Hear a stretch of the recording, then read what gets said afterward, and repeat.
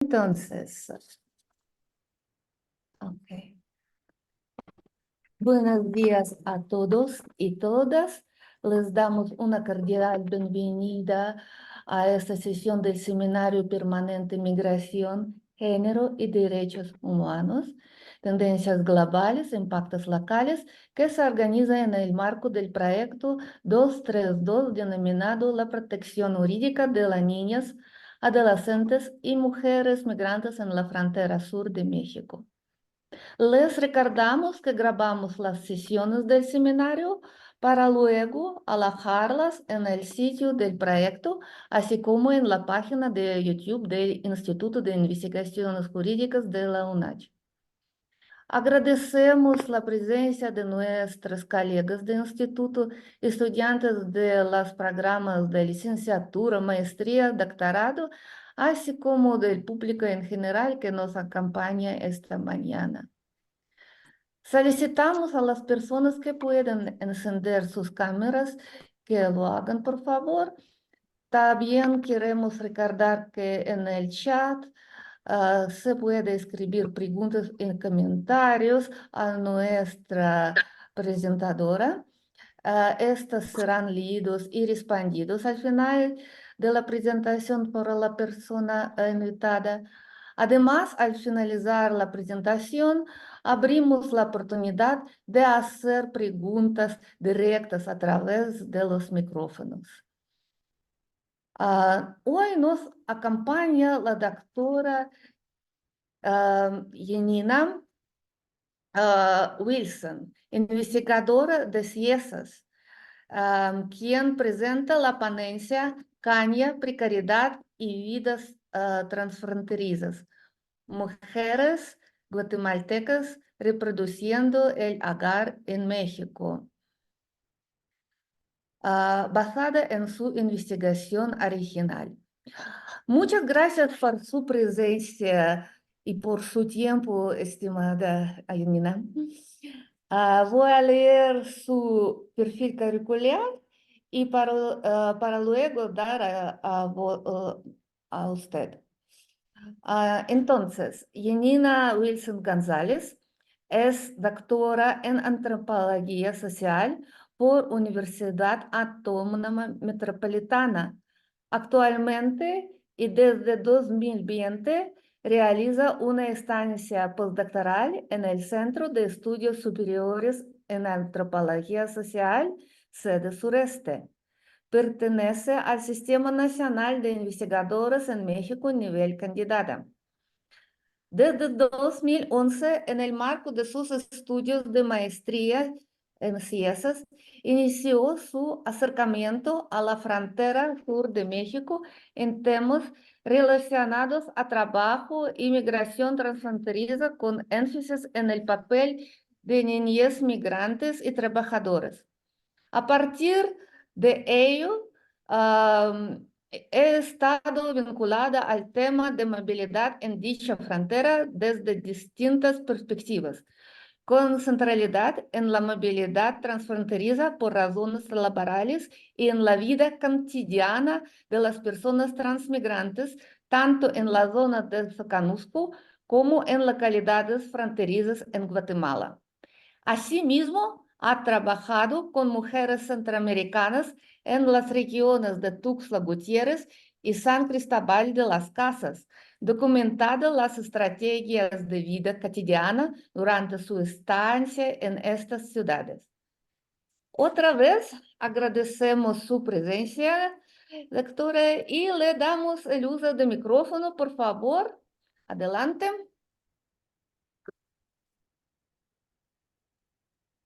Hola, muy buenos días. Pues muchísimas gracias a las colegas y amigas Ivonne, Elisa y Larisa por esta invitación. Hace, me parece que 2 años en plena pandemia pude estar también en esta sesión del seminario y me parece que es un gran logro haberlo mantenido por tantos años. Las felicito de entrada por ello. Y bueno, gracias por la presentación, Larisa. Nada más confirmando que puedan ver mi presentación y que pueda Sí, avanzar bien. Sí, avanza. sí, Perfecto. sí, se Bueno, puede ver. pues la verdad es que pensé mucho por dónde. abordar el día de hoy este tema, porque, bueno, creo que algo que siempre es como muy interesante es la interdisciplinariedad y pues como ustedes ya escucharon, yo vengo de las ciencias sociales, propiamente de la antropología, y pues entiendo perfecto que la mayoría de los que nos acompañan ahora son estudiantes o egresados o que están en algún programa desde la disciplina del derecho, ¿no? Entonces yo me cuestionaba cómo hacer para tratar de eslabonar e ir generando temas que sean de interés a nivel interdisciplinario. Así que espero lograrlo y sembrar por ahí la curiosidad por este tema, que de entrada he de decir que es un tema pues un cuanto olvidado, ¿no? Ahorita voy a entrar un poquito más en detalle. Si de por sí el tema del trabajo agrícola transfronterizo es olvidado, ahora propiamente el papel de estas mujeres, de quienes yo quisiera compartirles algo de su vida cotidiana, pues es todavía un poquito más olvidado. Es decir, no vemos en los medios de comunicación o en las agendas políticas estos temas que ahora vamos a tratar ahora, ¿no? De ahí la importancia, creo yo, de abordarlos. En estos 45 minutos que yo tengo para exponerles algo de mis hallazgos, voy a tocar estos puntos. Primero presentaré un contexto general del caso que les voy a presentar para que todos estemos en sintonía de la región de la que estoy hablando y estos grandes temas que enmarcan la vida de estas mujeres. Eh, Después les presentaré de manera muy breve el eje central, los ejes centrales del análisis, sin el afán de hacer una exposición conceptual profunda, que no me da el tiempo ni es el interés aquí, pero sí para que tengamos como el parteaguas desde donde yo estoy viendo, ¿no? Y analizando este fenómeno. Luego sí me interesa detenerme en platicarles este caso etnográfico, esta mirada local, para que podamos después pasar un poco a los hallazgos y sobre todo estas reflexiones de cómo vamos eslabonando, tratando de hacerle justicia al título del seminario, ¿no? Estas grandes tendencias globales y los impactos que van teniendo en la parte más local, ¿no? Entonces, bueno, por ahí va la presentación. Platicarles un poco, ¿no? Yo les hablaré de mujeres guatemaltecas que migran hacia México de manera temporal. No es una migración hacia Estados Unidos, es una migración de la región fronteriza de Guatemala, de la Sierra de los Cuchumatanes, de Huehuetenango, zonas muy marginales de Guatemala y con una presencia étnica de grupos étnicos muy importante, mayoritariamente personas que vienen del ámbito rural. Entonces, estas familias migran de manera temporal a México para insertarse algunos trabajos en el campo mexicano, ¿no? ¿En dónde? En el Soconusco, ¿no? Que ustedes sabrán muy bien, es esta región, ¿no? Entre Tapachula, Huehuetán, Tuzantán, ¿no? Toda esta región que corre en la frontera de México y que en los últimos años, últimas décadas, yo creo, 3, 4 décadas, ha tenido un impulso muy importante a la agricultura de exportación. Entonces, bueno, aquí hay grandes cultivos de caña, de mango, de papaya, y entonces se requiere de mano de obra, ¿no? Es ahí donde entra esta movilidad temporal transfronteriza, donde vienen muchas familias y se insertan al trabajo agrícola asalariado. En los casos de algunos cultivos, toda la familia se inserta a este trabajo, como es el caso del café, del mango, incluso del banano, incluidos en algunos casos menores de edad, pero el caso que yo les presentaré, que es la agroindustria cañera azucarera, las mujeres no se insertan directamente al trabajo del corte de caña. Son los hombres jóvenes a partir de 14 años en adelante quienes se insertan directamente al trabajo del corte de caña.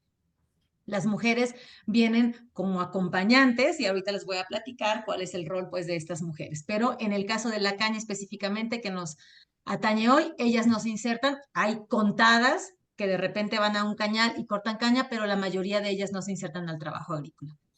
Es decir, su trabajo pues es mucho más reproductivo que productivo. Y hay una pertenencia a grupos étnicos muy importante. Son muchas familias de origen MAM y la mayoría de estas mujeres hablan poco español y la mayoría pues siguen conservando su lengua originaria. En este gran contexto existen convenios laborales bilaterales entre México y Guatemala que han pues intentado regular, ¿no?, las condiciones laborales y la situación migratoria de estas familias. Ya abordaremos el tema y por qué digo intentado, ¿no? Porque no siempre los esfuerzos han sido suficientes. Y es importante que sepan, probablemente ya lo saben, que existe una tarjeta que se llama tarjeta de visitante trabajador fronterizo, con la que el Instituto Nacional de Migración ha tratado de regular la presencia de estas personas trabajando en México. Sin embargo, en la práctica, muchas familias continúan viniendo sin esa tarjeta, cruzan sin ningún problema, se insertan en el trabajo y en el caso de muchas otras familias sí la tienen.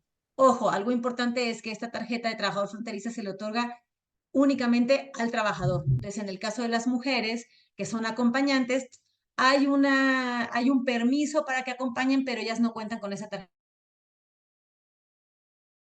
de visitante trabajador fronterizo. Bueno, es parte de una dinámica familiar el hecho de que las mujeres acompañen, en el que toman la decisión de venir para acompañar a sus esposos, padres, tíos, hermanos, porque es una estrategia familiar en el que al estar toda la familia, pues se ahorra dinero, no se tiene que mantener un hogar en Guatemala y un hogar en México. Entonces, parece, las familias refieren que hay un ahorro de dinero al estar toda la familia, pero además facilitan la vida diaria de los trabajadores, ¿no? Porque son las mujeres quienes se encargan de toda la parte del trabajo reproductivo, ¿no? Ellas son las que se encargan del lavado de la ropa, de cocinar, del cuidado de los hijos. Entonces ellas facilitan pues que los hombres puedan salir a trabajar, ¿no? Eh, yo sé que podríamos hacer todo un debate en torno a esta división de géneros, de trabajo productivo y reproductivo, que sería súper interesante hacer, pero ahorita lo que yo quiero mostrar es cómo eh, al desempeñar ese rol reproductivo, pues se vulnera, se acentúan las desigualdades y sobre todo lo que a mí me interesa mucho mostrarles hoy es cómo viven y experimentan las mujeres el tener que reproducir estos hogares en México. Para tener una idea de la región, así de manera muy breve, aquí podemos ver un mapa de la frontera de Guatemala con México.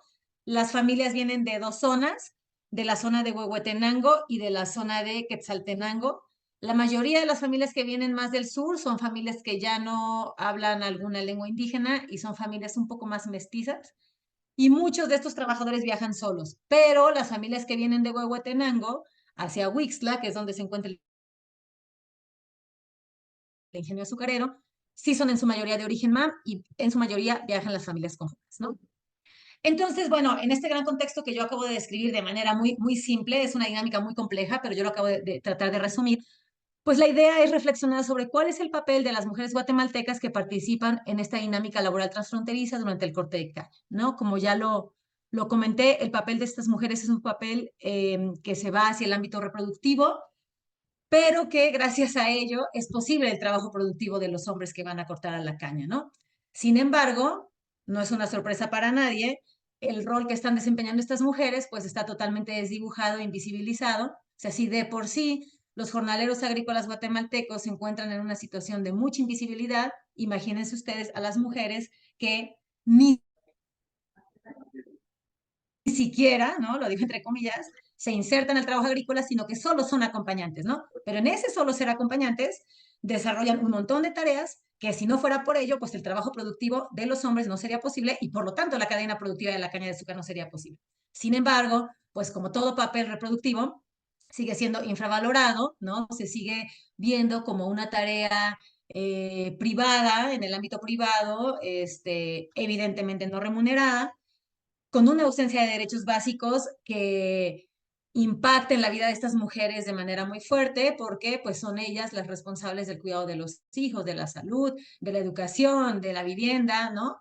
Entonces, al haber una ausencia de derechos básicos que por supuesto que impacten toda la familia, sí creo yo y sí la investigación permite decir que el impacto es mucho más fuerte en las mujeres porque al final son ellas quienes tienen que resolver esa falta de derechos básicos, ¿no? No en todos los casos, no podemos generalizar, pero sí en la mayor parte de los casos. Y entonces, esto evidentemente acentúa las brechas de género y las desigualdades sociales, ¿no? Al final profundizaremos un poquito más sobre ello. Para yo entender este fenómeno, me basé en 4 ejes centrales para el análisis, que no voy a profundizar conceptualmente en ellos, pero sí quiero que los tengamos presentes. Uno es el concepto de precariedad vital, el concepto de migración laboral transfronteriza, evidentemente un tema de mujeres, No, bueno, las expertas en género que están aquí conmigo dirán que por qué no utilicé género, pero bueno, por ahora me voy a quedar en el concepto de mujeres y no voy a ir hacia un enfoque de género, pero sí vamos a abordar algunas cuestiones al respecto, evidentemente, y a trabajo reproductivo. ¿Qué estoy entendiendo por precariedad vital, no? Por precariedad vital estoy entendiendo que es una situación en la que pone a las personas en una constante limitación y restricción para resolver la vida cotidiana. ¿Por qué le llamo precariedad vital? Porque normalmente cuando hablamos de precariedad pensamos mucho en la parte material, ¿no? En, bueno, hay precariedad porque el salario es bajo, hay precariedad porque no hay un contrato, porque no hay una vivienda, y por supuesto que esa es una parte importante de la precariedad. Pero hay otra parte muy importante de la precariedad que tiene un componente subjetivo y que a mí me ha interesado mucho indagar en ese componente subjetivo, que tiene que ver con la manera en que esas limitaciones materiales impactan en otras esferas de la vida, ¿no? Impactan en la planeación de la vida cotidiana, impactan en la parte emocional de las familias, impactan en la manera como se van tejiendo las relaciones, ¿no? Y entonces reconocer siempre que el trabajo y la vida cotidiana están articulados. Por lo tanto, pues si el esposo tiene un trabajo precario, evidentemente eso va a impactar directamente en la vida cotidiana de las familias y por lo tanto, de manera natural, pues va a impactar en la vida de estas mujeres. Entonces, por ahí va el concepto de precariedad vital y después yo les voy a mostrar de qué manera se está manifestando esta precariedad en la vida de las mujeres. La otra cosa que me parece muy importante es reconocer que cuando yo hablo de migración laboral transfronteriza, entiendo que esta migración se enmarca en un concepto amplio de movilidad, donde no nada más quiere decir que las personas se desplazan de un lado a otro, van y vienen, sino que esos desplazamientos, ese ir y venir, ese vivir en Guatemala 6 meses y luego vivir en México 6 meses, adquiere significados, ¿no? Para las personas, se construye socialmente, se experimenta y se vive de diferente manera dependiendo de las personas que la protagonizan, ¿no? Entonces, va más allá de un flujo migratorio, de contabilizar cuántas personas van y vienen, de ver si hay un permiso o no hay un permiso, ¿no? Me parece que también impacta directamente en la forma en la que las personas están experimentando esta movilidad, ¿no? A mí me interesó el acercamiento a través de las miradas de las mujeres porque pues me parece que es muy importante que reconozcamos cuando hacemos estos análisis que el género tiene que ser ahí un tema transversal, porque en este caso el hecho de que de la manera como las mujeres viven esa precariedad sí es diferente por el tema de género y sí hay una diferencia en cómo la están viviendo los hombres, ¿no? Se experimenta de manera distinta, se vive de manera distinta y se trata de resolver de manera distinta, ¿no? Y sí se identifica que hay un cúmulo de responsabilidades que están recayendo en las mujeres y que son ellas las que lo tratan de resolver de una manera sumamente precaria. Entonces, la información que yo les planteo es desde la mirada de las mujeres, como ellas lo experimentan. Claro que hubo acercamiento también con los hombres cortadores, pero en este caso a mí me interesó rescatar mucho las voces de estas mujeres que son las que experimentan esta vida cotidiana.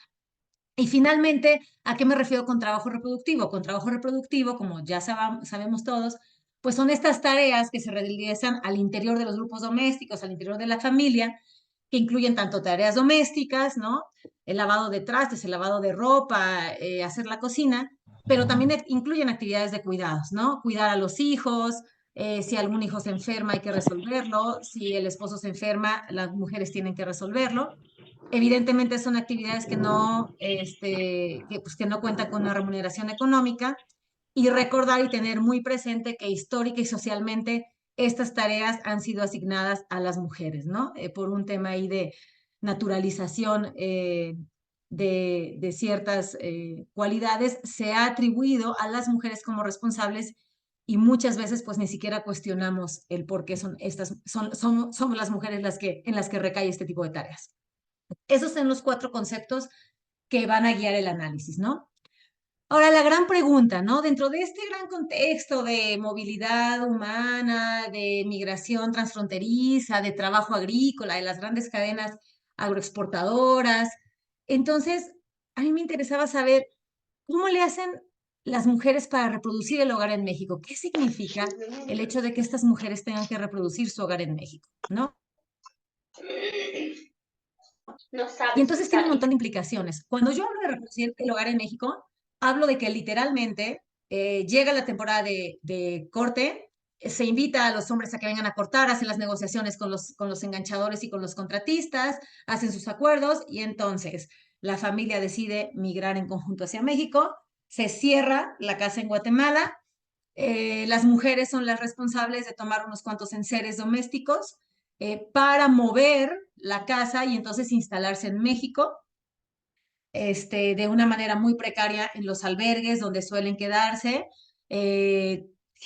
lograr un pequeño rinconcito, algo de privacidad y entonces ahí poder reconstruir el hogar, ¿no? ¿Qué quiere decir esto? Bueno, tener un pequeño fogón donde voy a cocinar, conseguir un lugar para poder lavar mi ropa y tenderla, adecuar el pequeño espacio que me asignaron para que los hijos duerman y tengamos un poquito de privacidad. Significa también tratar de enseñar un poco a los hijos porque durante ese tiempo no van a poder ir a la escuela, entonces las que pueden hacen algo de actividades con sus hijos, son las menos por la situación también de ellas mismas. Significa que si en ese tiempo van a ser mi bebé va a tener que nacer en ese espacio, en ese lugar. Significa hacer nuevas relaciones con otras mujeres, ¿no? Yo en Guatemala tengo a mis vecinas y ya tengo una relación establecida con ellas. Bueno, pues en México también tengo que generar ciertas relaciones con las mujeres que están en ese mismo espacio, lo cual implica negociaciones, tensiones, dificultades, ¿no? Entonces, eso significa reproducir el hogar en México, ¿no? Va por ahí cuando yo hablo de esto. Ojo, para ustedes que son los expertos en el tema, esta reproducción del hogar en México es prácticamente en una ausencia de los derechos básicos, ¿no? Ustedes sabrán mejor que nadie que para que yo tenga acceso a derechos básicos, pues tengo que tener una figura, ¿no? Una figura o de ciudadanía o de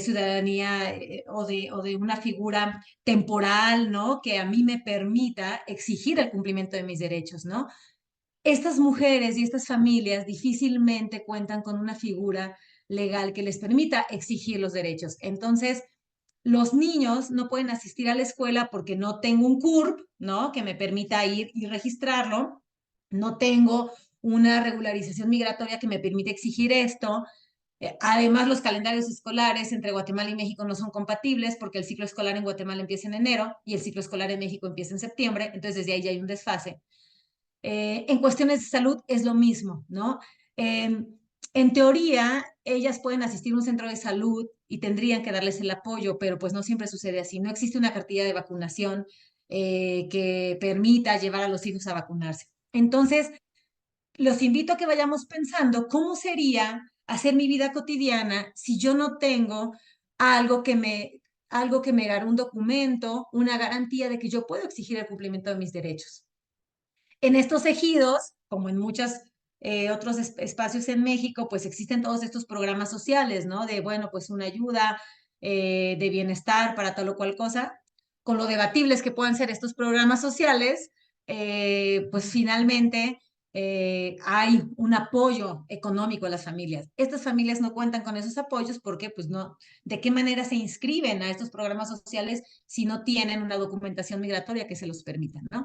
Entonces, como muchos de ustedes, como estudiantes, futuros abogados, vamos pensando, ¿no? O sea, si estas familias, si estas mujeres quedan en invisibilidad, pues de qué manera yo puedo garantizar que tengan el mínimo acceso a los servicios básicos, ¿no? Entonces, hay unas dificultades enormes para poder solventar esas necesidades básicas, ¿no? Les presento aquí unas cuantas fotografías. Disculpen la calidad, pero algunas de esas fotografías fueron tomadas en el 2010, entonces los viejitos como yo todavía no teníamos celulares, smartphones ni nada por el estilo, teníamos estas cámaras digitales que por lo que veo no eran muy buenas, ¿no? Estas fotos fueron tomadas en el 2011. Yo he estado regresando a la zona durante todos estos años, ¿no? Mi última visita fue hace 2 años, me parece. Las condiciones siguen exactamente igual, ¿no? Eso lo menciono para que vean la invisibilidad en la que está esto, ¿no? O sea, después de 10 años, después de la pandemia, después de firmas de tratados, esto sigue manteniéndose muy parecido, ¿no? Este es un fogón en un intento por pues, tener su propio fogón para poder solventar las necesidades básicas de cocina. Y en la foto de abajo, pues vemos también unos tendederos improvisados, ¿no? Este tema de ganar espacios genera muchas dificultades entre las mujeres, ¿no? Porque pues hay pleitos por quién quiere o quién puede conseguir el mejor lugar, donde llegue menos sol o más sol, donde los hijos estén un poquito más seguros y no estén ya como en las orillas, donde hay lotes baldíos y puede ser más riesgoso para ellos.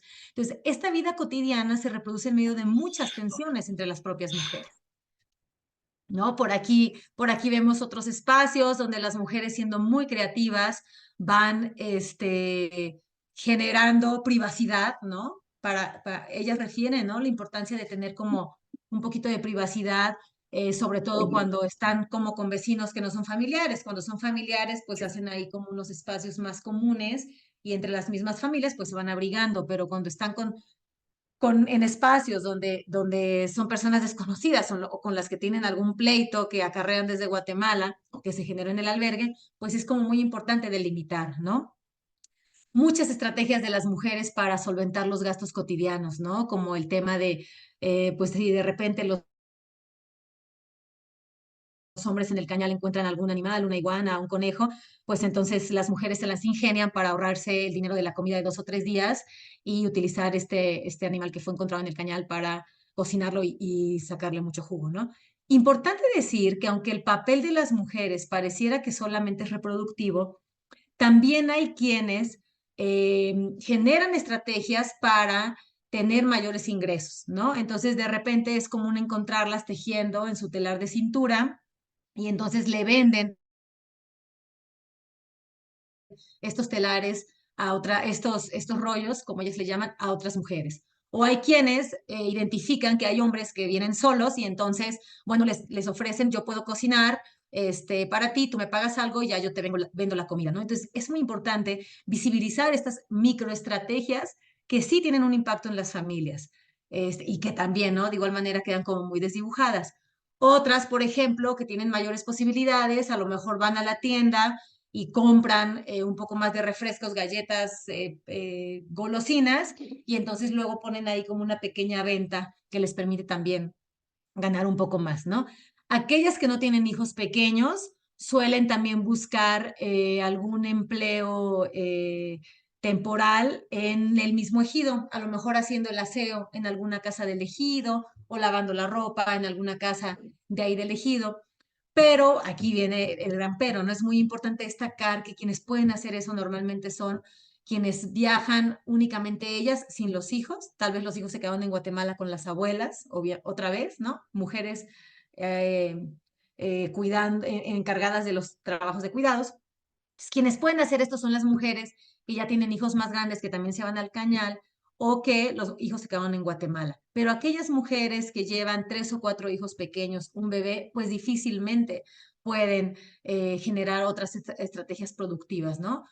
Porque entonces volvemos a lo mismo, no hay una política institucional que se encargue ni para las mujeres guatemaltecas ni para las mujeres mexicanas que vea la manera de solventar los trabajos de cuidados, porque seguimos pensando que los trabajos de cuidado, los trabajos reproductivos, son un problema privado y que resuelven las mujeres, ¿no? En lugar de pensarlo como un problema público, como una situación pública, que tendría que haber una política institucional que apoye. Entonces, si no lo hay para las mujeres mexicanas, pues sabrán ustedes que evidentemente para estas mujeres guatemaltecas, mucho menos.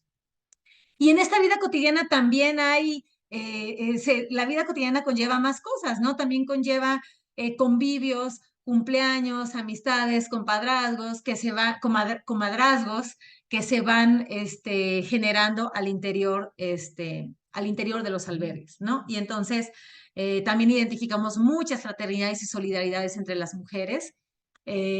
Cuando alguien se enferma, son las mujeres quienes resuelven con hierbas, con a lo mejor con masajes, con estas prácticas como muy propias de sus lugares de origen y que las llevan acá a los albergues y entonces entre ellas mismas hay muchas solidaridades, ¿no? No es extraño también que entre las mujeres haya negociaciones con las esposas de los contratistas o de los productores y entonces sean las mujeres las intermediarias para llevar a alguien al médico, para que se les proporcione medicina, ¿no? Entonces, de ahí la importancia de este trabajo diario invisibilizado que están haciendo las mujeres, ¿no? Esta bebé me parece, si mal no recuerdo, que nació por ahí en el albergue, entonces ya se imaginarán que era la bebé de todas las mujeres haciendo tribu y manada para la crianza de los hijos también, ¿no?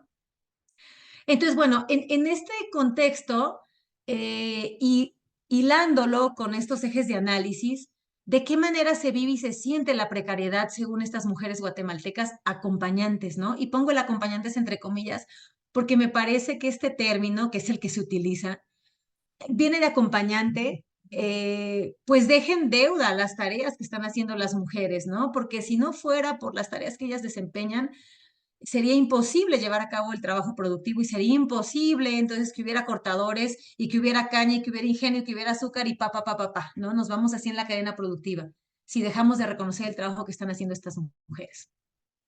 Entonces yo me di a la tarea de decir, bueno, ¿de qué manera se manifiesta esta precariedad, no? Porque todo lo que yo les he venido contando, pues se vive de manera precaria, ¿no? Y en estos dos ámbitos hay una precariedad objetiva, ¿no? Donde no hay acceso a servicios básicos, hay hacinamiento, los salarios son muy bajos, los recursos para resolver la vida son limitados, pero también hay una precariedad subjetiva que las mujeres viven y perciben, ¿no? Y eso me parece que es muy importante destacar. Entonces, si nos vamos, ¿no? Si nos vamos como a ver el primer círculo que yo les pongo aquí, ¿no? Del lado derecho, pues están como mucho estas partes objetivas de esta precariedad, ¿no? ¿Qué está caracterizando la manera de hacer vida de estas mujeres? Pues un empleo precario, que en este caso, bueno, el empleo directo es para el hombre, pero impacta directamente a la vida de las mujeres, ¿no? Y evidentemente, pues falta de dinero.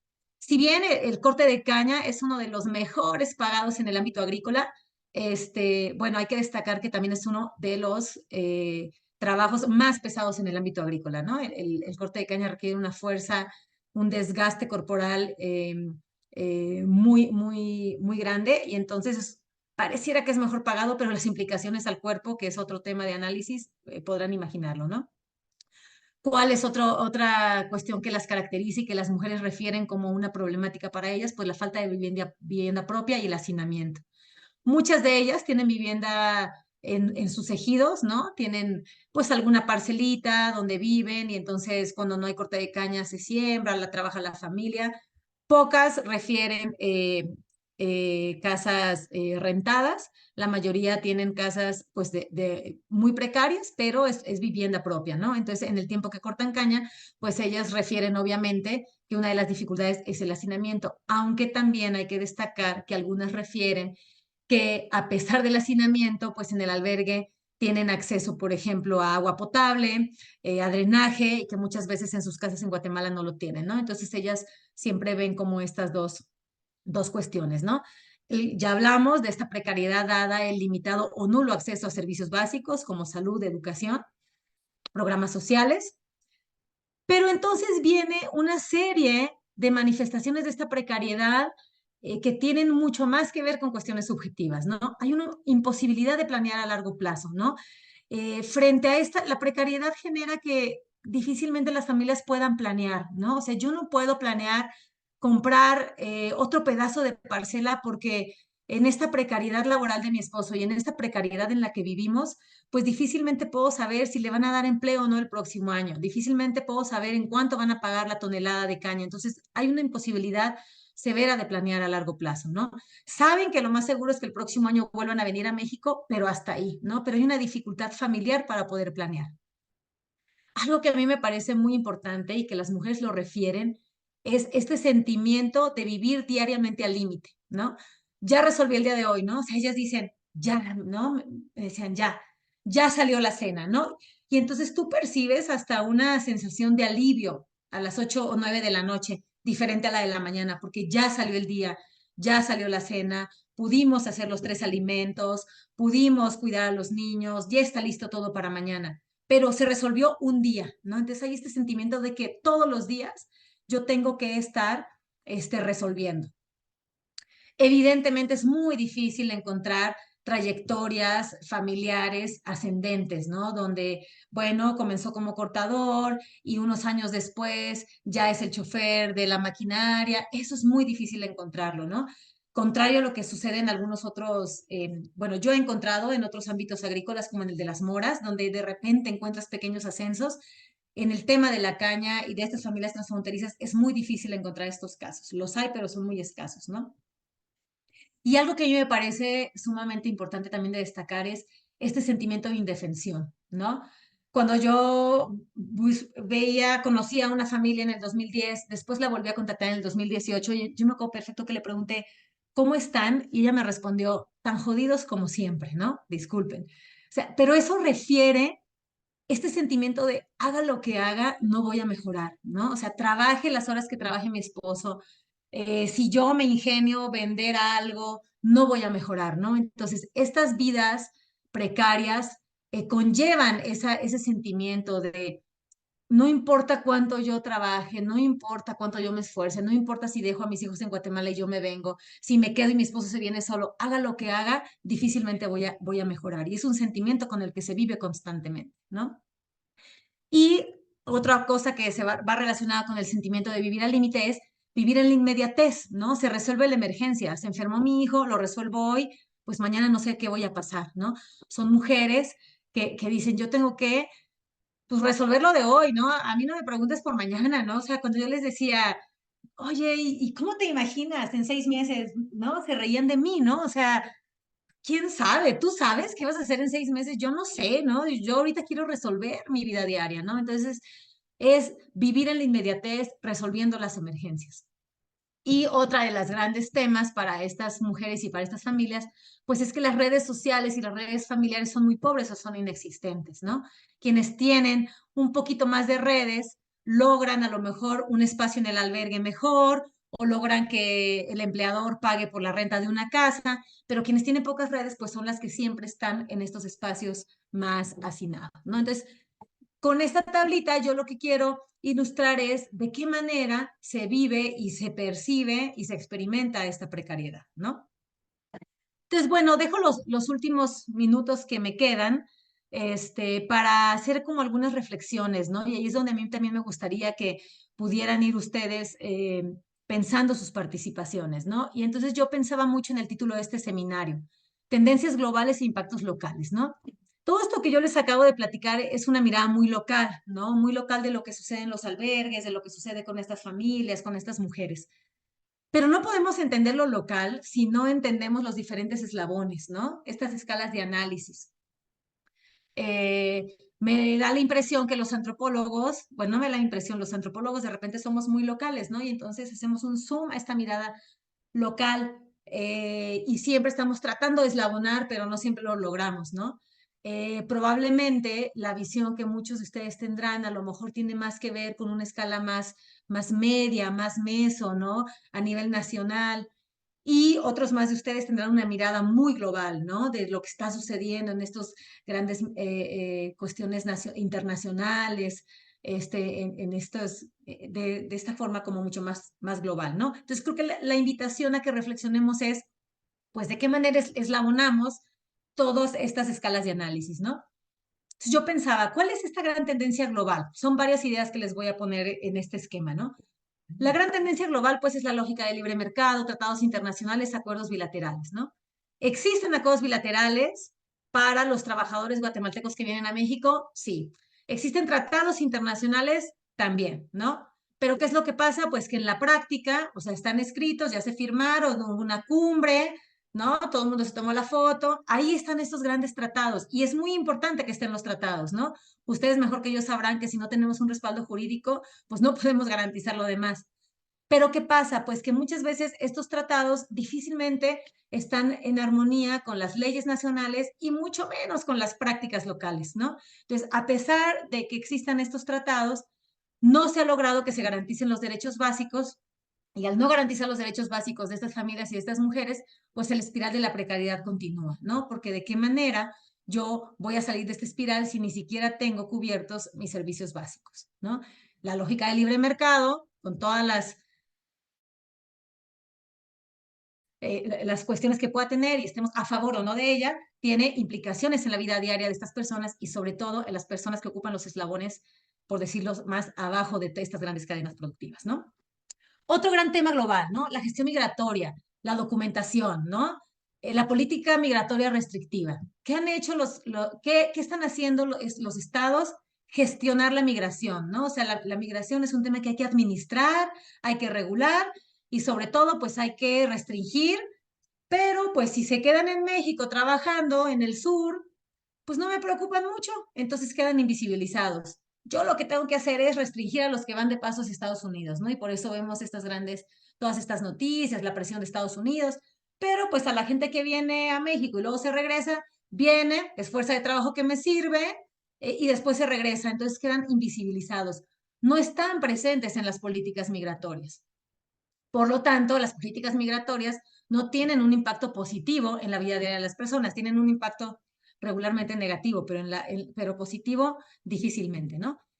Y evidentemente, si estas políticas migratorias de manera muy esporádica contemplan a los trabajadores, pues imagínense ustedes a las mujeres extranjeras, como estas mujeres guatemaltecas, que ni siquiera se insertan directamente al trabajo, pues quedan totalmente desdibujadas de las políticas migratorias, ¿no?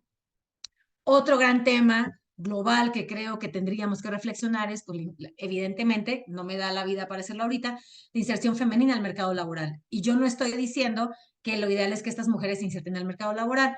Lo que sí estoy diciendo es que desarrollan un trabajo reproductivo, algunas de ellas también productivo, con estas pequeñas estrategias que yo ya les mencioné.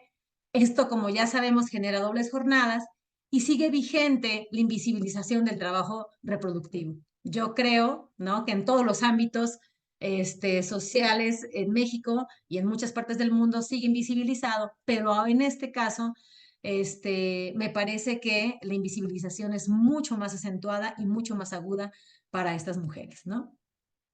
Otro tema, tratados laborales binacionales, existen, sí, existen, se han firmado varios, se ha tratado de regular, pero en la práctica local no aparecen, ¿no? ¿Qué es lo que pasa? Bueno, hay un tratado laboral binacional, se supone que la Secretaría de Trabajo es la encargada de cumplirlo, la Secretaría de Trabajo hace inspecciones, de hecho hubo un tiempo en el que dijeron, no pueden venir mujeres acompañantes ni niños, solo pueden venir los trabajadores.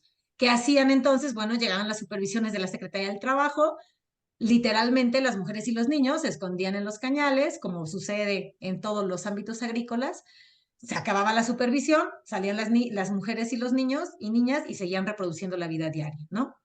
Entonces, otra vez, ¿no? En la práctica puede estar escrito en la ley, puede haber tratados binacionales, pero en la práctica sigue sin aterrizar, ¿no? Y evidentemente estos tratados binacionales sí contemplan garantizar a los trabajadores una vivienda digna, bla, bla, bla, pero pues no contemplan a las mujeres que no se insertan directamente al trabajo, ¿no?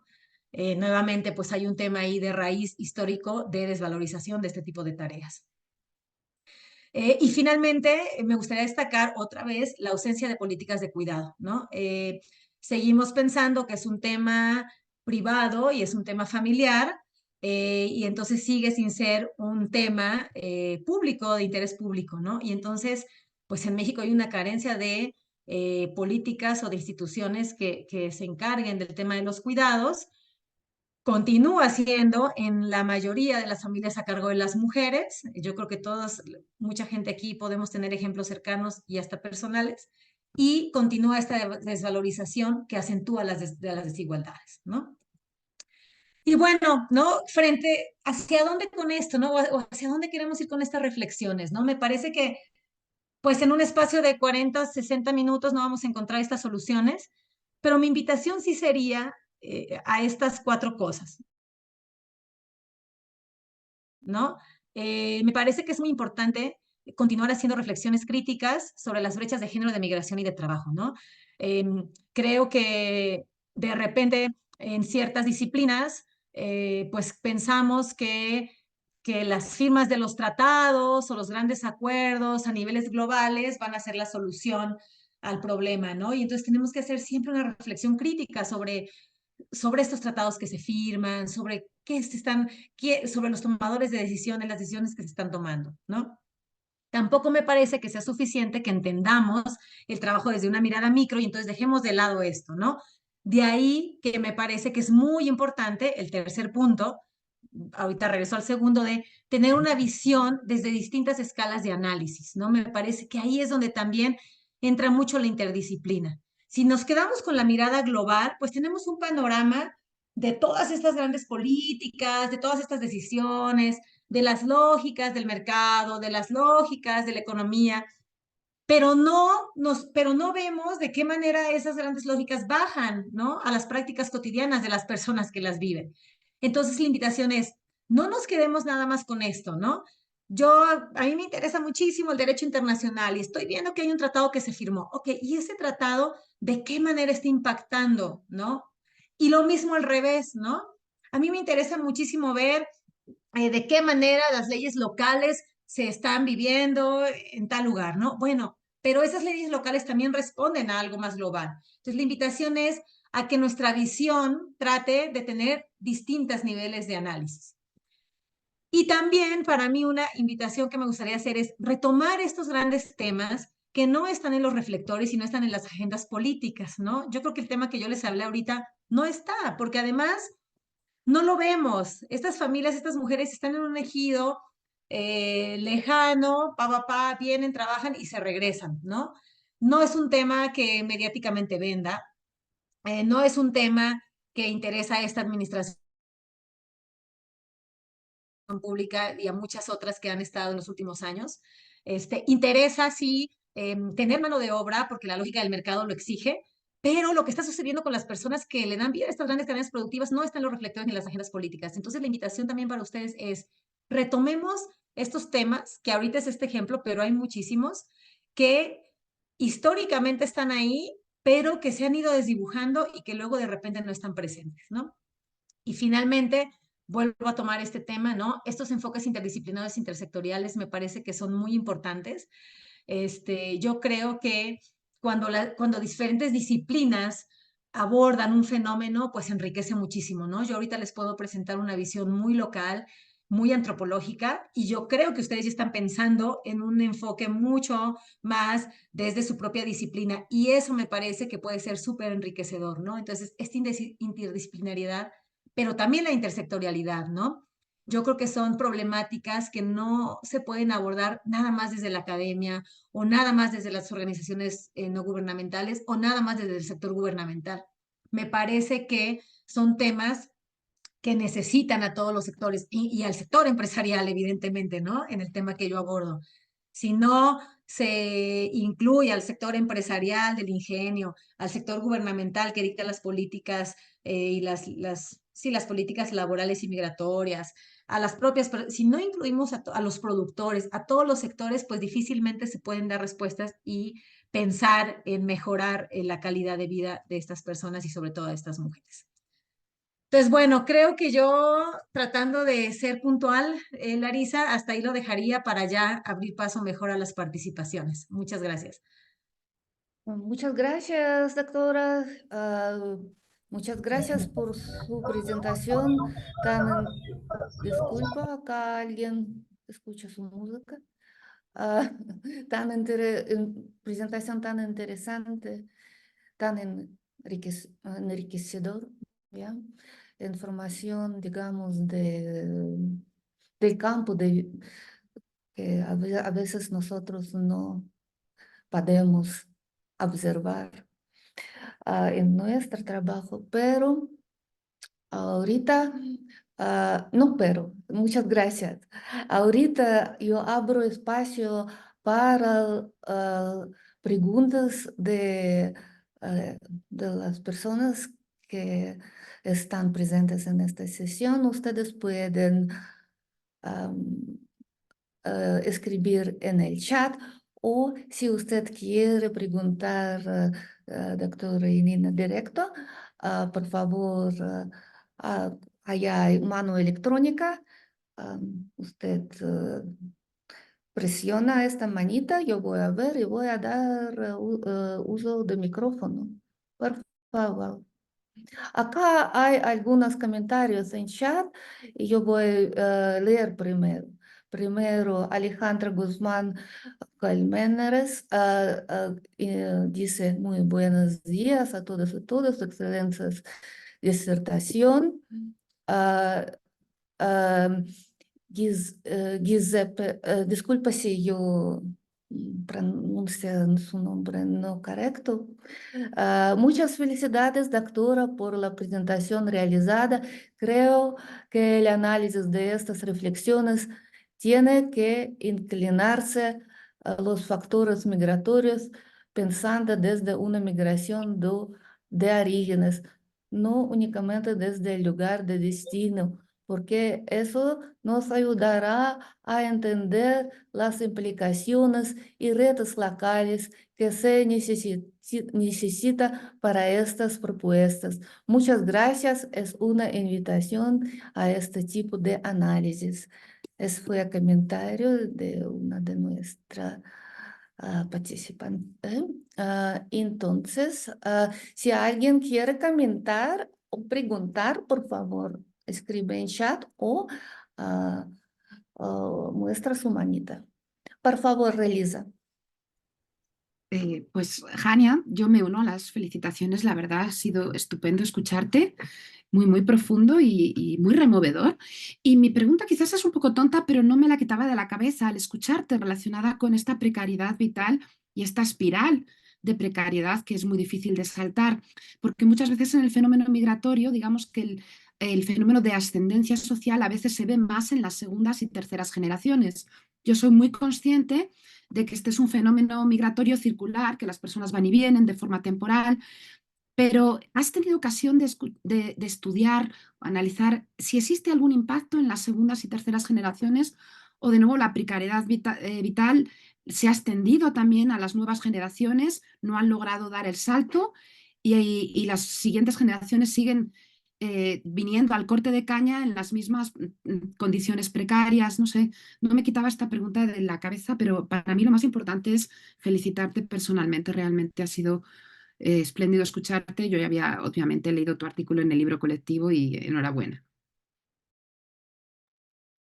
Ok. Yanina, Yania, ¿tú vas a responder ahorita o vamos a esperar que alguien más?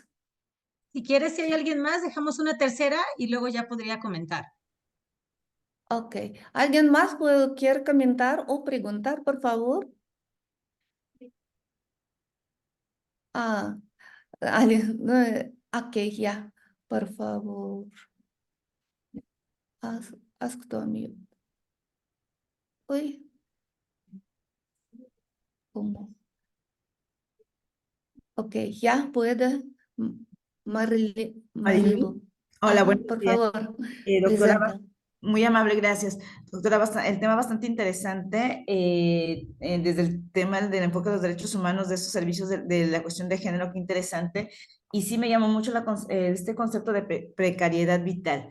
Yo a veces había leído un poquito sobre el tema de como las mujeres, como la encargada de llevar los servicios como son el agua, ¿no? Que es un recurso vital también y ver cómo hizo este análisis de la mujer en el ámbito de la productividad, ¿no? En el trabajo agropecuario, en ese caso que es la producción de caña, y que si bien, sí, sus condiciones son bastante distintas hacia los hombres, además de la capacidad de fuerza, la dedicación que tienen que tener las mujeres, sí se sabe que a veces las mujeres somos más dedicadas en este tipo de actividades. Y sí, perdón por el comentario, en una ocasión vi por ahí un documental donde hablaban que incluso, hablando del tema de la producción de estupefacientes, que hasta las mujeres tienen ese mejor cuidado para la cosecha de este tipo de cultivos. Entonces es bastante interesante ver cómo las mujeres se están insertando en esta actividad y sin considerar que incluso la remuneración hacia ellas es menor, aparte del cuidado de los hijos, de la casa, todavía insertarse en esta parte productiva. Y si bien también coincido con esta parte cuando hablamos de los tratados, de los convenios, que se han hecho a nivel internacional, que sí México forma parte de ellos, pero que todo se queda eso, como al nivel de la fotografía, ¿no? Pero, y si bajamos a esta escala, bajamos hacia Chiapas, bajamos, bueno, México, Chiapas, en toda esta línea transfronteriza encontramos tantas cosas que no se están cumpliendo en materia de derechos humanos. Entonces sí, se me hizo un artículo bastante interesante. Ya posteriormente le agradecer si nos puede compartir el link para poderlo consultar. Y pues gracias, felicidades, la verdad sí, se me hizo un tema bastante interesante. Entonces ya, Yania, por favor. Muchas gracias por sus comentarios. Bueno, voy a comenzar con el comentario que me parece, que pusieron por acá en el chat, ¿no? Esta parte de los orígenes, sin duda alguna, ¿no? Ahorita yo hablé como estrictamente de cómo reproducen el hogar, pero yo siempre hablo de que la precariedad también es transfronteriza, ¿no? Así como la movilidad es transfronteriza, la precariedad es transfronteriza. Y esto tiene implicaciones en varios ámbitos, ¿no? En que tenemos que entender estas vidas de manera circular, ¿no? No es, bueno, ahorita están en Guatemala, ahorita están en México, no, son vidas que viven en la transfronteridad, ¿no? Que viven entre Guatemala, viven entre México, pero la precariedad con la que viven en México, pues muchas veces también se reproduce, o la mayoría de las veces se reproduce en Guatemala, ¿no? Y ahí también hay una invitación muy interesante al análisis que hacemos, ¿no? Porque si metodológicamente nosotros seguimos pensando que nuestra visión termina donde termina la línea fronteriza, pues estamos mal, ¿no? Nuestras visiones y nuestros estudios cada vez tienen que ser más regionales, ¿no?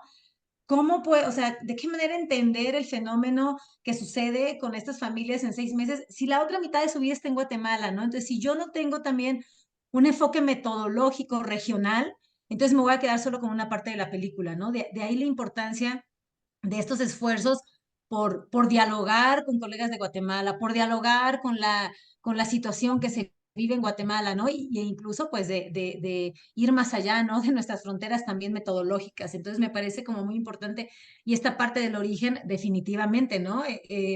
La precariedad en los lugares de origen, pues da, o sea, las familias, yo les preguntaba, ¿por qué vienes, no? O sea, ¿por qué sigues viniendo? Porque por lo menos 6 meses tengo garantizado trabajo y en Guatemala no, ¿no? En Guatemala vivo de mi parcela, en Guatemala vivo de un mototaxi, ¿no? De estos que también hay muchos allá, tun, me parece que se les llama allá. Vivo de eso, ¿no? Entonces, tengo que venir, ¿no? No me queda de otra a pesar de lo precario que es, ¿no? Ay, la pregunta de Elisa me parece a mí tan interesante y tan conmovedora, ¿no? Y yo he platicado con muchos colegas, ¿no? Y porque algunos colegas me decían que ellos notaban que algunas familias guatemaltecas, cuando van a Tapachula, ellos identificaban pequeñas, ¿no? Pequeños cambios, ¿no? Entonces, yo me he cuestionado mucho esto de decir, estas pequeñas trayectorias, estas trayectorias ascendentes, entonces están relacionadas con lo urbano y lo rural, por ejemplo, es uno de los factores que tenemos que analizar. Pienso, ¿no? En la vida en las mujeres, a lo mejor que se están estableciendo en Tuxtla y que logran consolidar pequeños negocios, y entonces a lo mejor podemos hablar también ahí de trayectorias un poquito ascendentes. Y en el caso de los trabajadores agrícolas, en el corte de la caña difícilmente se encuentran. A ver, yo he podido ver a dos generaciones, la generación de los que empezaron a ir al ingenio por ahí de los 80s, más o menos, y que yo ya conocí a los adultos y ellos empezaron a ir de niños. En el caso de esas dos primeras generaciones se reprodujo la precariedad y continuaban yendo a cortar. Los hijos de esta segunda generación ya también iban a cortar, pero aquí ya había una diferencia que será muy interesante analizar. Algunas de estas familias, al terminar el corte de caña, se van hacia Cancún, lo cual no ocurría en la primera generación. Entonces, ya estos niños están viajando a Cancún y en algunos casos entiendo que cuando ya son jóvenes ya no van al corte de caña, ya se van directamente a Cancún. Por eso también acordémonos que hay una disminución importante en la mano de obra en el sector agrícola que ha metido en jaque a los productores, ¿no? Entonces, esta tercera generación ya comienza a irse a Cancún. Yo no sé, y será muy interesante identificar, si el hecho de que estén yendo a un centro urbano podría ser que detonara algo. Eso implica otras problemáticas muy grandes, ¿no? Ir al centro urbano en lugar del centro rural, pero yo no sé si eso pudiera darnos pie. Yo creo que va a ser muy interesante retomar a esa tercera generación, ¿no? Pero gracias por esa reflexión, Elisa.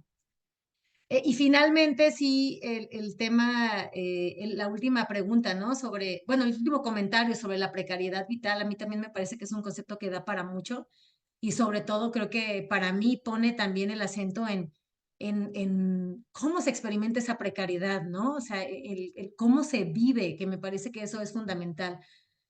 Una cosa es decir, no tengo casa y otra que es terrible y que está siempre como en estas grandes mediciones de la pobreza y pero otra cosa es decir, yo siento que haga lo que haga no voy a mejorar, yo siento que vivo al límite, o sea, ese sentimiento de vivir precario, me parece que si no lo ponemos en la mesa de los debates, en los diferentes ámbitos, pues estamos desdibujando más a los seres humanos, ¿no? Y entonces, claro, ¿no? Como bien decía Marilú, en algunos cultivos hay esta atribución, ¿no? De cualidades femeninas y masculinas, ¿no? Las mujeres son más delicadas, entonces ellas tienen que piscar las zarzamoras. Yo no sé, ¿no? Si de veras son más delicadas o si les estamos atribuyendo que son más delicadas, ¿no? Y ellas tienen que piscar las zarzamoras. Y en el corte de caña, pues es al revés, ¿no? Los hombres tienen mayor fuerza física que corten ellos y que las mujeres se queden reproduciendo. Entonces volvemos a la atribución de cualidades socialmente construidas y que estamos naturalizando, ¿no? Y que el tema de los cuidados seguimos naturalizándolo en todos los ámbitos, ¿no? Podríamos hacer un ejercicio en nuestras propias vidas, yo creo, y hay esos vestigios, ¿no? Los micromachismos que también se les llaman, ¿no? De cómo seguimos naturalizando toda esa parte.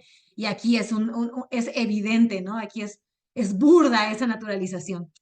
Y el tema que tú dices, ¿no? De estos tratados que sin duda son importantes, que sin duda son necesarios, si no tenemos ese respaldo jurídico, pues de qué manera vamos a garantizar los derechos básicos, pero que siguen sin aterrizar, ¿no? Y mucho más en estas poblaciones que quedan tan desdibujadas, ¿no? Porque están físicamente, no se ven, y además no queremos verla, ¿no? O sea, sí vemos a las grandes cadenas productivas, pero no queremos ver a quienes están detrás de todas estas grandes cadenas. Gracias, Larisa. Gracias, Yania. Por favor, ¿alguien quiere preguntar, comentar? Por favor, o si no hay otra Bueno, no, no, persona. Ok, Marilu, por favor. ok, gracias. Sí, ahorita lo que comentaba la doctora de esta reproducción de la precariedad, me vino a la mente el tema, bueno, que está relacionado con el tema de agua y saneamiento, ¿no?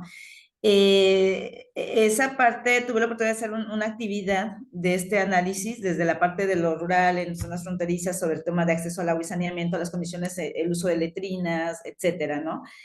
Y actualmente ahorita me encuentro por cuestiones personales de este lado del norte, estoy por Mexicali, pero tuve la oportunidad de ir a una colonia que se llama El Zorrillo, donde está conformado por habitantes de Oaxaca, Chiapas y Guerrero que se han asentado en esta zona y viven. Entonces, a mí fue, vaya sorpresa, pues vengo del sur y me encuentro ese contraste y bueno, pues acá las condiciones de saneamiento son totalmente distintas y no, o sea, vaya sorpresa que al llegar a esta colonia veo que siguen continuando utilizando letrinas de esas de hoyo negro, y pues que finalmente las mujeres somos las que tenemos más el detalle ese tema de usos y aparte el tema de hacinamiento, de que hay una vivienda donde viven hasta 17 integrantes de una sola familia que han venido a migrar, como se vienen a trabajar temporalmente, regresan, pero ya tienen ya aquí un espacio. Entonces aquí es donde entra esa parte, cómo se ha reproducido esa precariedad, ¿no? Del sur y por eso la importancia, como decía, de los estudios regionales,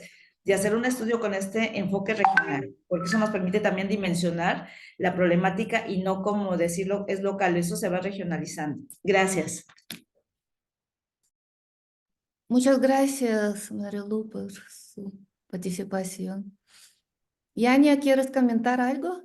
Sí, no, solo destacar en este caso que Marilú menciona, y en el caso de todas estas familias, ¿no? Que conforman Valle de San Quintín y toda esta parte, ahí es evidente la doble jornada de las mujeres, ¿no? Porque en esos grandes cultivos sí las mujeres se insertan también al corte con las mismas jornadas que los hombres y son ellas las que al regresar tienen que gestionar toda la parte de los trabajos reproductivos, ¿no? Ahí se pone en evidencia de manera muy clara pues la parte de las dobles jornadas y lo que tú comentabas, ¿no? De a ellas en este contexto o en otro les toca conseguir el agua. Entonces, eso nos habla también de esa carga, ¿no? De esa carga de, en estas condiciones precarias, tú tienes la carga de hacer que la familia funcione, ¿no? Con los 250 pesos del día que se le paga al cortador de caña, bueno, yo ya te entregué, ¿no? En el mejor de los casos, yo ya te entregué el salario y pues tú ves cómo le haces para comida para todos, medicina, ¿no? Entonces, esa es una carga también que a lo mejor no destaqué tanto, pero que las mujeres dicen, yo soy la que tengo que hacer que esto funcione con los pocos pesos que logramos conseguir, ¿no? En esta visión tan dual, ¿no? De hombre productivo, mujer reproductiva, esa gran carga recae sobre las mujeres. A ver dónde consigues agua, pero tú tienes que conseguir agua, ¿no? ¿Cómo le haces con esta cuestión de drenaje y saneamiento? Tú te tienes que encargar, ¿no? Entonces, esa carga también física, emocional y de responsabilidad, pues acentúa estas grandes brechas. Ok, muchas gracias. Entonces, Ivonne, por Sí, favor. gracias, Larisa. Bueno, no quería perder oportunidad también de felicitar a Jania y pues evidentemente abrimos en esta ocasión con broche de oro el seminario, ¿no? En este 2024. Entonces, muy agradecidas, Jania, por esta participación. Y yo, bueno, nada más quería hacer como ya que se mencionó la publicación del capítulo, pues quería hacer el comercial, ¿no? De este capítulo, esa investigación que está presentando Jania se publicó en un libro que se llama De Sur a Norte, Experiencias del Género en la Migración, que coordinamos su servidora, Larisa, Elisa y una colega de la Universidad Autónoma de Baja California en la editorial Tirán Lo Blanche. Entonces está, obviamente, para los alumnos y alumnas en la biblioteca de la propia universidad de acceso completamente libre y en la biblioteca del propio Instituto de Investigaciones Jurídicas. Así es de que si es, digamos, su gusto y deseo acercarse a esta investigación o a las otras 13 investigaciones que se encuentran publicadas, pues ahí está el libro a su disposición. Muchas gracias y gracias, Jania, nuevamente. Muchas gracias, Ivonne, y gracias a ustedes por la invitación también a ese libro, ¿no? Yo creo que el libro en todas las investigaciones que contiene, pues pone en evidencia, ¿no? La necesidad de poner ese acento en el tema del género y de cómo, pues a pesar de los esfuerzos, de los matices, de los avances, todavía hay una gran deuda y todavía en las movilidades humanas tenemos que poner ahí un foco de atención y siempre tenerlo por ahí tomado en cuenta, ¿no? Muchas gracias. Ok, muchas gracias. ¿Y alguien más puede preguntar? Hay oportunidad de expresar sus dudas, comentarios. Ok. Si no hay, acá hay un comentario. Diana Leslie Mendoza Robles comenta, excelente tema. El estudio de las trayectorias vitales de las mujeres aporta mucho a los estudios regionales. Muchas felicidades, saludos a las doctoras y estudiantes. Ya. ¿Alguien quiere preguntar? No hay. Entonces yo voy a usar mi oportunidad para preguntar ah, a ti. Mi pregunta es más, digamos, no como más de analítica. Mira, de tu presentación hay esta percepción de vínculo entre precariedad y pobreza. O digamos, estas cosas, si nosotros vamos empleo precario, falta de dinero, falta de vivienda, hacinamiento limitado, nulo acceso a servicios básicos, salud, educación. Redes sociales, yo considero como factores objetivos, ¿ya? Y precariedad vital es subjetivo, que son diferentes otros elementos, imposibilidad de planear a largo plazo, sentimiento y percepción de vivir diariamente al límite, imposibilidad para trazar trazar trayectorias sociales, sentimiento de indefensión larga. Haga lo que haga, no mejora, vivir al día en la inmediatez, inmediatamente en mis redes sociales. Esta es. Mira, ¿cómo tú piensas, cómo tú piensas sobre el vínculo entre precariedad vital y pobreza? Si precariedad como tal es necesariamente está vinculada con pobreza. Esta es mi pregunta para ya. Gracias, Larisa. A ver, definitivamente yo creo que sí, ¿no? Precariedad. A mí me parece que el concepto de precariedad digital me permite ir más allá de la dicotomía entre el objetivo y lo subjetivo, aunque ahorita para ilustrarlo, ¿no? Lo pongo así, pero me parece que nos da como esa posibilidad. Y definitivamente la precariedad está vinculada con la pobreza, ¿no? Creo que el concepto de precariedad permite eh, que y permite analizar desde una, no desde una condición, ¿no? Se me parece que de repente con el término de pobreza pues es una condición de la que podemos después salir, ¿no? O sea, podemos ir saliendo a partir de determinadas mediciones como muy numéricas y entonces podemos ir saliendo y me parece que el concepto pues de pobreza da para muchas cuestiones, ¿no? Pienso que para un análisis más cualitativo y más objetivo, el concepto de precariedad vital me permite ver de qué manera varios factores vinculados a la pobreza impactan en la vida cotidiana de las personas, pero sin duda que van de la mano y me parece que muchos elementos de la pobreza son claros ejemplos que hacen que se reproduzca esta precariedad vital, ¿no? Entonces, no sé si respondo a tu pregunta, Larisa, definitivamente están de la mano. Yo pensaría que entonces la pobreza, pobreza extrema y estas diferentes categorías que se utilizan pues mucho en la demografía, pues nos permite abonar, ¿no? A elementos que van reproduciendo la precariedad. También algo importante de la precariedad vital, me parece que es un concepto que nos permite ver matices, ¿no?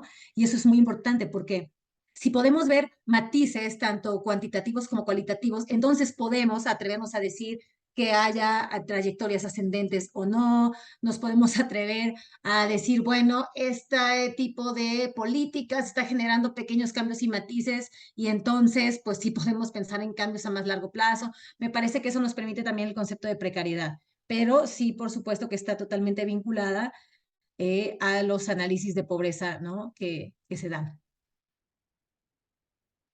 Muchas gracias. Pero, ¿cómo tú piensas si como precariedad es solamente afecta la gente en situaciones económicamente, digamos, muy con recursos bajos? ¿O tien- No, tienes definitivamente no. Y hay un libro, hay un material muy bonito que les recomiendo mucho que se llama La Deriva, a lo mejor lo conocen, es español, que habla de la precariedad de mujeres en diferentes ámbitos, desde mujeres académicas, mujeres que están a lo mejor mujeres de clase media que trabajan en alguna empresa, y entonces habla de la precariedad vital de cómo y cómo la precariedad laboral, por ejemplo, la flexibilidad laboral, que no necesariamente tiene que ver con empleos mal pagados, también pueden ser empleos bien pagados, te genera otras cuestiones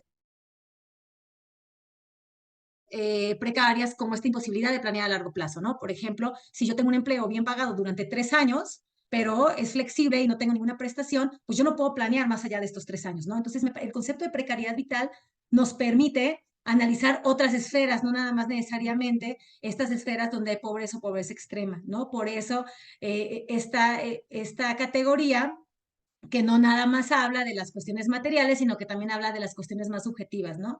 Entonces, definitivamente, Larisa, creo que el concepto permite hacer análisis en otros ámbitos que no sean nada más en ámbitos de pobreza o pobreza extrema. Pero sí creo que en muchas ocasiones, pues van vinculadas. Muchas gracias. Muchas ¿Qué gracias. libro nos recomendaste? Es que tal vez no lo alcancé yo a escuchar. Se llama A la deriva, es un libro muy lindo. A la deriva, ahorita les digo el título completo. Es un material español, si mal no recuerdo. Eh, si quieren, se los comparto por ahí. Eh, es A la deriva por los circuitos de la precariedad femenina, precarias a la deriva, ¿no? Y entonces hicieron un ejercicio muy interesante metodológicamente, donde son puros relatos de mujeres en diferentes ámbitos, incluso actrices, traductoras, y hablan de cómo las condiciones laborales las llevan a precariedad en su vida cotidiana, ¿no? Por diferentes situaciones, porque no hay contratos permanentes, porque tienen el trabajo de manera permanente pero sin seguridad social, y entonces es muy interesante cómo van ilustrando las diferentes formas de precariedad en diferentes ámbitos. Se los comparto si gustan con Larisa. Está en línea, es Sí, a la deriva por los circuitos de la precariedad femenina. Muchas gracias. ok. Muchas Además de que es gracias. una invitación metodológica a la academia de difusión, ¿no? De otra forma, estos son puros relatos escritos por las propias mujeres, es muy interesante. Sí, muchas gracias. Vamos a consultar este libro, leerlo. Se ve muy interesante para nosotros, como también personas que están interesados en vidas precarias de los, no solamente de migrantes, pero de gente en Sí, exacto, de diferentes Ok. ámbitos.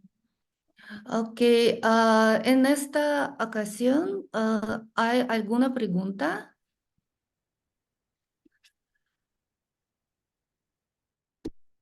¿Algún comentario? Ok, yo pienso que con esta nosotros cerramos nuestro espacio de discusión y ahorita vamos, otra vez agradecemos, doctora Yania, y vamos a presentar su constancia para que después vamos a mandar a ella a su correo electrónico. Por favor, Mariana.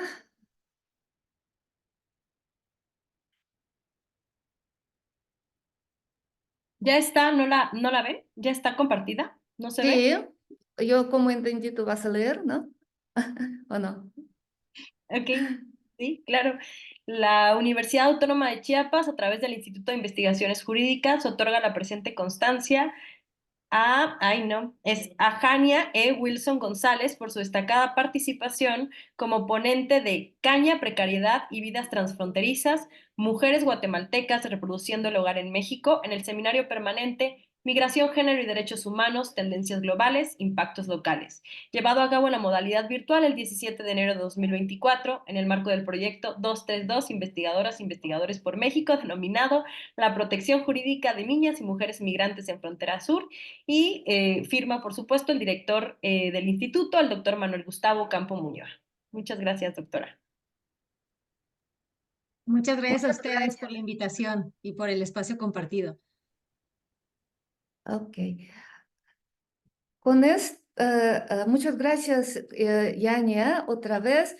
Y con esto nosotros cerramos esta sesión y queremos invitar a todos ustedes a la próxima sesión que va a estar de este seminario, va a estar 7 de febrero y va a presentar doctor Eduardo González Velázquez, de TEC de Monterrey, de Guadalajara, y su ponencia está titulada Las caravanas migrantes en México, migrar con más seguridad. Entonces, ustedes todos son bienvenidos a asistir a este seminario que será 7 de febrero este año a 10 de la mañana, por favor. Y nuestro seminario es cada primera miércoles de cada mes. Esta vez fue no primer, porque entramos en año y empezamos después de vacaciones. Ok. Muchas gracias a todos y todas por su presencia y por supuesto a nuestra presentadora. Y nos vemos en otras ocasiones, no solamente en este seminario. Bye bye, que tengan buen día hoy. Bye. Hasta luego, buen día. Y su vida Muchas, no precaria. Buen día, maestra. Ya. muchas Bye, bye. gracias. Muchas gracias. Gracias, Jania. Hasta luego, Jania, gracias. Gracias a ustedes, saludos. No puedes hablar y tú hablaste.